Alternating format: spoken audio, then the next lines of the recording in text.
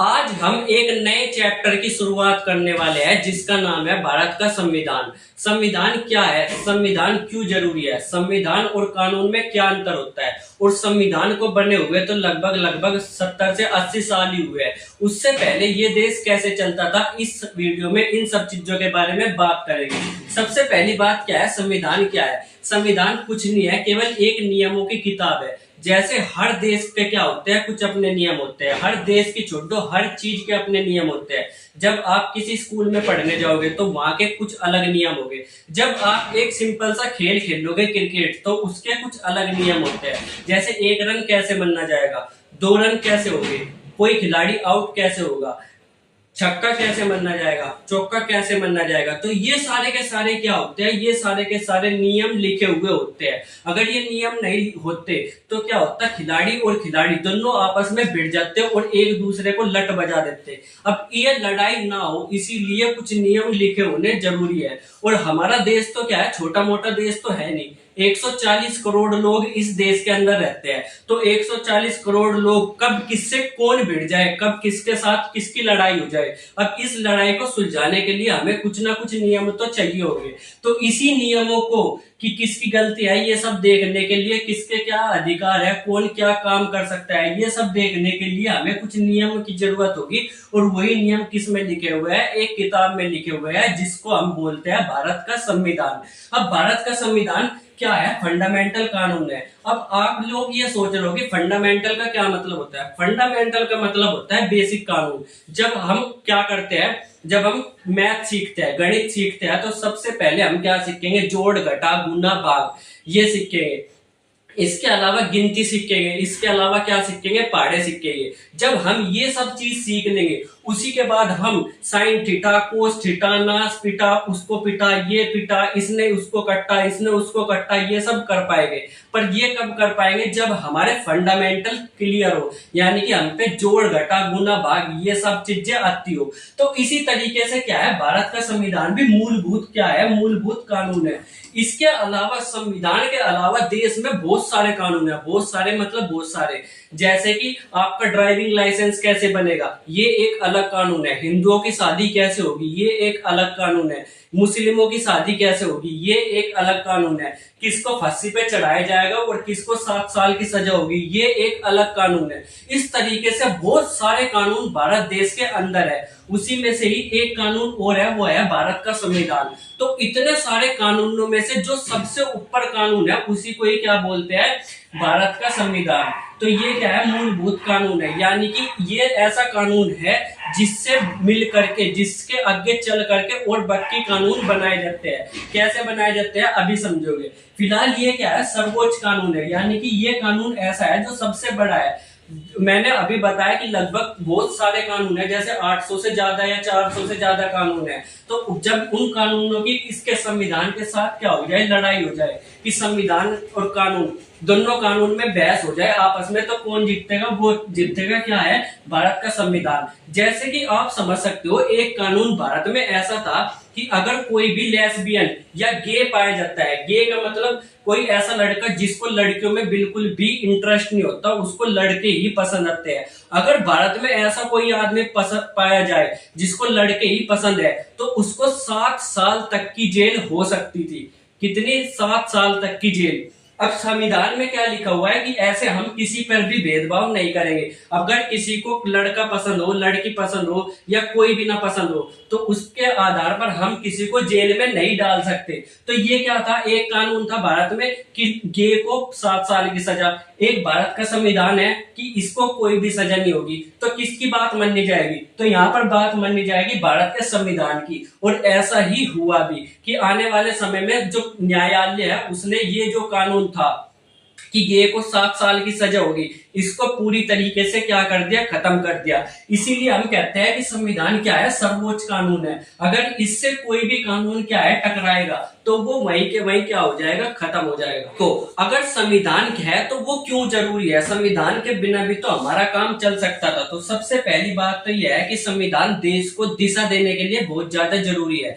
जैसे कि संविधान में हमें क्या क्या काम करने हैं, ये सारी की सारी चीजें लिखी हुई है कि सरकार को क्या क्या काम करने चाहिए। जैसे सरकार सरकार को न्यायपालिका बनानी चाहिए, या सरकार को जजों की नियुक्ति करनी चाहिए, या सरकार को सारे लोगों के लिए एक समान कानून बनाना चाहिए। जैसे कि अभी देखोगे तो हिंदुओं के कानून अलग है, मुसलमानों के कानून अलग है। तो संविधान में ये भी लिखा हुआ है कि इन दोनों में ताकि भेदभाव ना हो, हिंदुओं के लिए अलग कानून, मुसलमानों के लिए अलग कानून, तो एक जैसा कानून बनाया जाए सबके लिए जो एक बराबर होगा। तो इसीलिए क्या है, देश हमें दिशा देने के लिए बहुत ज्यादा जरूरी है कि संविधान में आने वाले समय में भी क्या क्या किया जाना चाहिए, क्योंकि संविधान तो उस समय पे बना जब देश लगातार क्या हुआ था, नया नया ही आजाद हुआ था। उस समय पे ना तो हमारे पास इतना पैसा था और ना ही इतने समझदार लोग। तो भीमराव अंबेडकर जी बहुत ज्यादा समझदार थे, उन्हें पहले ही दिख गया था कि अगर हमने अभी ऐसे स्टेप उठाए तो अभी वो पूरे नहीं हो पाएंगे। इसीलिए वो संविधान में लिख करके चले गए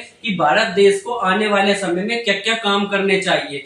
तो इन्होंने इसमें क्या ले दिया, आने वाले समय में क्या क्या काम होने चाहिए, ये भी संविधान में लिखा हुआ है। इसके अलावा नियमों की आवश्यकता हमेशा से ही होती है। जैसे कि इस देश में बहुत सारे नेता है, जैसे एक तो प्रधानमंत्री मोदी जी हो गए, ऊपर से योगी जी हो गए। तो अगर मोदी जी और योगी जी में किसी बात को लेकर के लड़ाई हो जाए तो उसको कैसे सोल्व करेंगे, क्योंकि हर नेता चाहता है कि मैं सबसे ज्यादा ताकतवर बनूं, सारे के सारे लोग मेरी बात माने। ये नेता हमेशा, हर नेता यही चाहेगा, पर उसकी लिमिट भी तो होनी चाहिए, कुछ ना कुछ उन पर प्रतिबंध भी तो होने चाहिए कि तेरी इतनी लिमिट है, केवल तू इतने ही काम कर सकता है। जैसे मोदी जी के दिमाग में आ गया, या मान लो कोई अलग दूसरा नेता हो गया और बहुत ही ज्यादा खड़ूस टाइप का नेता है, और उसके दिमाग में आ गया कि एक आदमी ने मेरी बुराई कर दी और इसको मैं मौत के घाट उतरवा दूं, इसको मैं गोली लगवा दूं, तो क्या संविधान इसकी इजाजत देगा?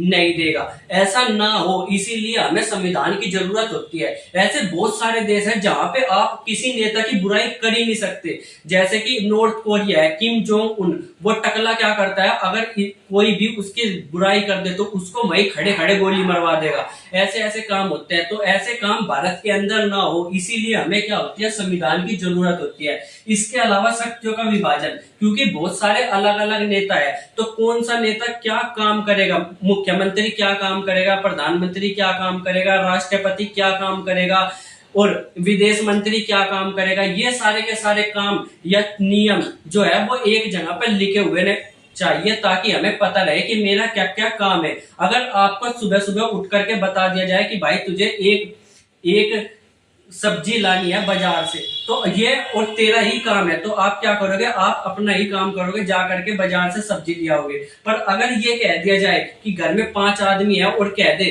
कि भाई तू जा करके सब्जी लिया, या 5 में से कोई एक सब्जी ले आओ, तो क्या होगा, पंचों में क्या हो जाएगी, लड़ाई बच जाएगी। ने कहेंगे नहीं तू जा ना, तू जागा। तो इस वजह से क्या हो जाएगी, लड़ाई हो जाएगी। तो इस वजह से हमें चीजों को, नियम को स्पष्ट होना चाहिए कि ये काम किसका है और ये काम किसको करना पड़ेगा, ताकि क्या हो जाए, वो हर व्यक्ति अपना काम कर सके।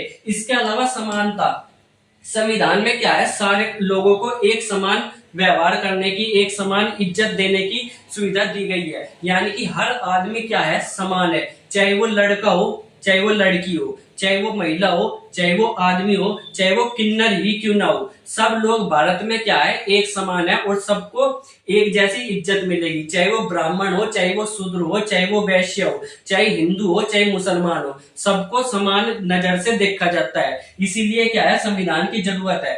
अगर पहले के टाइम में देखोगे तो संविधान नहीं था, 1950 से पहले संविधान नहीं था, और दलितों के साथ इतना ज्यादा भेदभाव करा जाता था। संविधान के बिना उनको कहा जाता था तू अछूत है, मेरे आसपास मत आ जाइयो। ऐसी ऐसी चीज उनको लतियाया जाता था, उनको गाड़ी में नहीं बैठने देते थे, उनको रेल में नहीं बैठने देते थे। ऐसी ऐसी चीजें होती थी। क्यों? क्योंकि उस समय पे संविधान नहीं था। अब संविधान आया तो ये सारी की सारी चीजें आज के समय में लगभग खत्म हो गई है।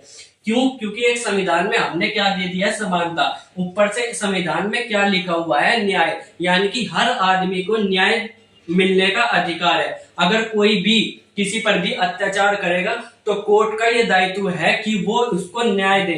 और संविधान के अकॉर्डिंग अगर किसी भी आदमी पर कोई भी अत्याचार होगा तो वो डायरेक्ट सबसे बड़ी कोर्ट, भारत की सबसे बड़ी कोर्ट, निचली कोर्ट नहीं, सबसे बड़ी कोर्ट, सर्वोच्च न्यायालय में जा करके कह सकता है कि मुझे न्याय चाहिए। अगर किसी आदमी के फंडामेंटल राइट पर कोई भी आंच सरकार या कोई भी आदमी डलेगा तो। इसीलिए हमें संविधान की क्या है, बहुत ज्यादा जरूरत है। भारत में संविधान के अलावा और भी बहुत सारे कानून हैं, पर संविधान को फंडामेंटल कानून क्यों कहा जाता है? क्योंकि संविधान एक केवल किताब है और कानून ऐसे हैं बहुत सारे। तो संविधान में हर कानून के लिए केवल एक शब्द लिखा जाता है। जैसे कि क्या मतलब हुआ, जैसे ये कोई किताब है, ठीक है, ये कोई किताब है, इसमें बहुत सारे चैप्टर है। तो यहाँ पर एक शुरुआत में क्या लिखा रहता है, यहाँ पर कि कौन सा चैप्टर है, ये छोटा सा लिखा रहता है, केवल एक टॉपिक, केवल क्या लिखा रहता है, एक टॉपिक। तो संविधान में भी केवल ऐसा ही लिखा हुआ है कि संविधान में केवल एक टॉपिक लिखा रहता है और फिर उस टॉपिक को लेकर के क्या होता है, पूरा का पूरा कानून बनाया जाता है। जैसे कि एक टॉपिक है भारत में क्या है, समानता। क्या है भारत में के कानून में, संविधान में लिखा हुआ है कि संविधान में आर्टिकल 14 में क्या है, समानता है। अब उस समानता एक शब्द को लेकर के पूरा का पूरा एक कानून बना दिया गया है जिसको बोलते हैं SC/ST एक्ट। SC/ST एक्ट में क्या है कि अगर आप किसी भी निचली कास्ट के लोग को बिल्कुल भी तंग करेंगे, उनको उल्टा सीधा बोलेंगे तो आपके ऊपर कार्रवाई करी जाएगी, आपको जेल हो सकती है। इसीलिए क्या हुआ है कि आप निचली कास्ट के लोगों से ज्यादातर उनसे तू तड़ाक करके बात नहीं कर सकते। आप उनको ये नहीं कह सकते कि तू चमार है, कि तू चूड़ा है, ऐसे शब्द बिल्कुल भी इस्तेमाल नहीं कर सकते। मैंने केवल शब्द इस्तेमाल करके इसलिए दिखाया क्योंकि आपको समझाना था, ठीक है। तो यहाँ पर अगर आपने किसी भी SC/ST के लोग को ऐसे तू चमार है, चूड़ा है, भंगी है, ऐसे शब्द इस्तेमाल करे तो आपको जेल तक भी हो सकती है, ठीक है। तो यही है SC/ST एक्ट में। और ये क्या है, केवल संविधान के एक शब्द यानी कि समानता से लिया हुआ पूरा का पूरा कानून है। तो इसी तरीके से संविधान का एक एक शब्द क्या होता है, बहुत ज्यादा इंपॉर्टेंट होता है और उसी पर ही बहुत बड़े बड़े क्या हो जाते हैं, कानून बन जाते हैं। जैसे संविधान के आर्टिकल 25 से लेकर 28 में कहा गया है धर्म की स्वतंत्रता, यानी कि कोई भी आदमी किसी भी धर्म को फॉलो कर सकता है, चाहे वो इस्लाम बने, चाहे वो मुसलमान बने, चाहे वो बुद्ध का धर्म फॉलो करे यानी कि बौद्ध बने, चाहे वो सिख बने, चाहे वो हिंदू बने, या कोई भी धर्म वो फॉलो कर सकता है। और इसी चीज को आगे बढ़ाते हुए क्या एक कानून बनाया गया है जिसको बोलते हैं प्लेस ऑफ वर्शिप एक्ट, यानी कि आप कहीं पर भी क्या कर सकते हो, अपने पूजा स्थल बना सकते हो। जैसे मंदिर बना लो, मस्जिद बना लो, आपको ये पूरी छूट है कि आप कहीं भी जाकर के अपनी पूजा करने के लिए जगह बना सकते हो, मंदिर, मस्जिद, गुरुद्वारा कहीं भी बना सकते हो। तो ये पूरा का पूरा क्या है, एक पूरा का पूरा कानून बना दिया गया है केवल आर्टिकल के 3-4 शब्द लेकर के, धर्म की स्वतंत्रता लेकर के। अब यहाँ पर ऐसे ही एक संविधान में क्या है, आर्टिकल 23 और 24 जिसमें क्या रखा है, शोषण के विरुद्ध अधिकार। तो इसी चीज को लेकर के एक शब्द को पकड़ करके पूरा का पूरा कानून बना दिया गया है जिसको बोलते हैं चाइल्ड लेबर एक्ट। अगर आप 14 से 15 साल तक के बच्चे, जो छोटी उम्र के बच्चे हैं, उनको काम में लगाएंगे तो आपके खिलाफ कार्रवाई भी करी जा सकती है, आपको जेल तक भी हो सकती है। ये क्या है, ताकि बच्चों का शोषण ना किया जाए, इसीलिए क्या है, ये पूरा का पूरा कानून जो है बनाया गया है। इसके अलावा संविधान में केवल एक शब्द लिखा हुआ था, धारा 370, आर्टिकल 370 क्या है, केवल आर्टिकल 370 लिखा हुआ था। इस एक शब्द की वजह से पूरा का पूरा जम्मू कश्मीर जो भारत का एक राज्य है, उसका एक अलग ही संविधान था। तो संविधान की इतनी बड़ी ताकत होती है कि संविधान में केवल एक शब्द क्या था, अनुच्छेद 370, इसकी वजह से ही इतना बड़ा विवाद था भारत में जम्मू कश्मीर को लेकर के। अब इस एक शब्द को संविधान में हटाने के लिए हमें लगभग 70 से 80 साल लग गए, केवल एक शब्द को हटाने के लिए संविधान से। तो संविधान में कोई भी शब्द, अगर एक शब्द भी लिखा हुआ है, उसका बहुत ही बड़ा गहरा मतलब हो सकता है। केवल एक शब्द संविधान की किताब में लिखा हुआ बहुत ज्यादा इंपॉर्टेंट होता है, जिससे जैसे कि धारा 370 से पूरा जम्मू और कश्मीर का संविधान लिखा गया था। अब संविधान क्या है, एक जीवंत दस्तावेज है। क्या मतलब हुआ, जीवित चीजें उसको बोली जाती है जो अपने आप में लगातार परिवर्तन करती है। जैसे चेयर है, चेयर क्या है, एक साल पहले भी चेयर ऐसी थी, चेयर जैसी, और आज भी चेयर ऐसी है। ठीक है, उसमें बढ़ोतरी नहीं हो रही। एक इंसान है, क्या है, जीवित है, इंसान क्या है, जीवित है, उसमें जान है। तो पहले वो छोटा सा चिन्नू से मिन्नू सा बच्चा रहेगा, फिर वो बड़ा होकर के क्या हो जाएगा, नालायक सा बच्चा बन जाएगा, फिर और बड़ा होकर और नालायक बच्चा बनेगा, और फिर वो क्या करेगा, पूरी दुनिया को अपने इशारों पर नचाएगा और कहीं कहीं लट बजवाएगा। तो ऐसे काम क्या करते हैं, जीवित व्यक्ति करते हैं। तो जीवित व्यक्ति वही होता है जो अपने अंदर क्या है, लगातार परिवर्तन करता है। जैसे पेड़ पौधे जीवित है, तो हमें कैसे पता लगता है, क्योंकि वो लगातार छोटे से लेकर के लगातार टाइम अनुसार क्या हो जाते हैं, बड़े हो जाते हैं। किताब क्या है, जीवित नहीं है, क्योंकि वो जैसी थी ऐसी ही पड़ी रहेगी, अगर आपने 10 साल के लिए भी छोड़ दी, ठीक है। अगर उस पर कोई भी आदमी आकर के उसके पेज वेज ना पाड़े तो ऐसी पड़ी रहेगी। तो जीवित और अजीवित में यही अंतर होता है कि जो जीवित चीज होती है वो अपने आप में लगातार क्या करती है, परिवर्तन करती है। तो संविधान एक किताब है, पर ये लगातार क्या है, अपने आप में क्या करती है, परिवर्तन करती है। क्योंकि इसके जो आर्टिकल है, जो इसमें लिखा हुआ है, लगातार हम क्या करते रहते हैं, बदलते रहते हैं, लगातार हम इसमें बदलते रहते हैं। और इसमें खुद के ही ये लिखा हुआ है कि इस संविधान की किताब में किस तरीके से परिवर्तन करा जा सकता है। तो यानी कि एक आर्टिकल लिखा हुआ है 368, इसके तहत हम संविधान की किताब में क्या करते हैं, परिवर्तन करते हैं। आपने सुना होगा कि भारत की पार्लियामेंट ने संशोधन कर दिया, संविधान बदल जाएगा, संविधान ये हो जाएगा। तो संविधान को बदलने की ताकत खुद संविधान ने ही हमें दी है, आर्टिकल 368 के अनुसार। और संविधान इसीलिए बहुत अच्छा है क्योंकि इसमें बदलाव होता है।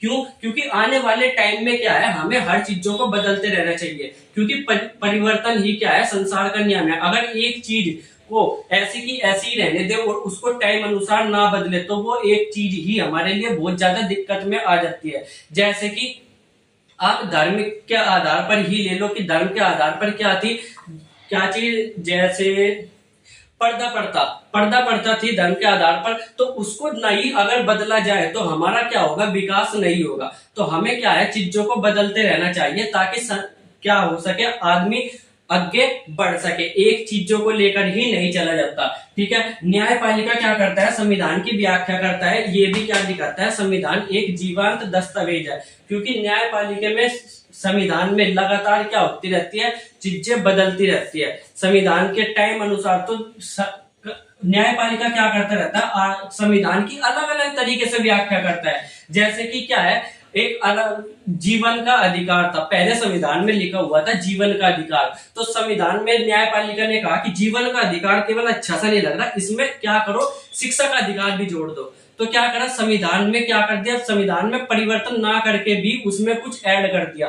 तो इस तरीके से संविधान क्या है, खुद से एक जीवन दस्तावेज है जो लगातार बदलता रहता है। नए अधिकार संविधान में लगातार जोड़े जाते हैं। जैसे कि पहले के समय में इंटरनेट बिल्कुल नहीं था, मोबाइल बिल्कुल नहीं थे, पर जब लोगों के पास मोबाइल आया तो मोबाइल में कुछ कुछ ऐसी चीजें थी जो आदमी अपनी प्राइवेट रखना चाहता था, जैसे उसकी प्राइवेट फोटो हो गई, ऐसी बहुत सारी चीजें थी, ठीक है। अब क्या हुआ, जो हैकर होते हैं लगातार क्या करते रहते हैं, डाटा निकालते रहते हैं, किसी की मोबाइल से कोई चीज उठा ली, किसी से कुछ भी गायब कर लिया। बहुत सारी चीजें ऐसी होती है आज के समय में आदमी के फोन में जो वो किसी को भी नहीं दिखाया जा सकता। तो इसी को क्या बोलते हैं, प्राइवेसी, यानी कि गुप्त रखना अपनी चीजों को। तो इसी चीज को क्या है, संविधान में पहले जब संविधान बना तो उस समय मोबाइल जैसा कोई लफड़ा नहीं था, तो उस समय प्राइवेसी जैसा कुछ नहीं थी, यानी कि हमें कुछ गुप्त रखना है। पर आज के समय में मोबाइल है, और मोबाइल में अगर कुछ चीजें पता लग जाए, हमारी कुछ चीजें दूसरे तक पता लग जाए तो लफड़ा हो सकता है। तो इसीलिए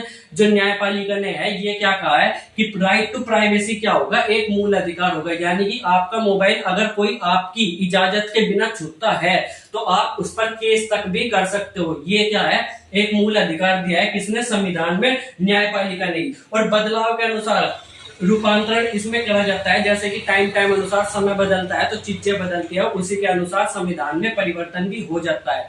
तो यहाँ पर इसीलिए हमारा संविधान बहुत ज्यादा टिका हुआ है अब तक, और इस पर बहुत ज्यादा सवाल उठते क्योंकि इसमें लगातार बदलाव होता रहता है। आज के समय में, पहले के समय में अगर देखोगे तो संविधान तो 70 साल पहले बना, पर उससे पहले भी तो देश चलता था। उससे पहले देश कैसे चलता था? धर्म की किताबों के आधार पर चलता था। जैसे मुसलमान का देश है, मुस्लिमों का, तो वो कुरान के आधार पर चलेंगे। हिंदुओं का देश है तो वो मनुस्मृति के आधार पर चलेंगे या गीता के आधार पर चलेंगे। तो पुरानी जो किताबें है, धर्म की किताबें है, कुरान, गीता, मनुस्मृति, ये क्या बताते थे? ये उस समय का क्या होता था? संविधान ही होता था। उस समय का संविधान ही होता था। पर लोग क्या है, इन पर उंगली उठा देते थे। क्यों? क्योंकि इनमें बदलाव नहीं कर सकते थे। कुरान में आज भी आप थोड़ा सा भी बदलाव नहीं कर सकते। इसीलिए जितने भी देश ज्यादातर कुरान के आधार पर चलते हैं, वो लगातार पिछड़ते ही जा रहे और वो युद्ध बहुत ज्यादा करते हैं। पर जहां पर लगातार बदलाव होता रहता है संविधान में, वे देश क्या हो, लगातार तरक्की करते रहते हैं। इसलिए बदलाव जरूरी है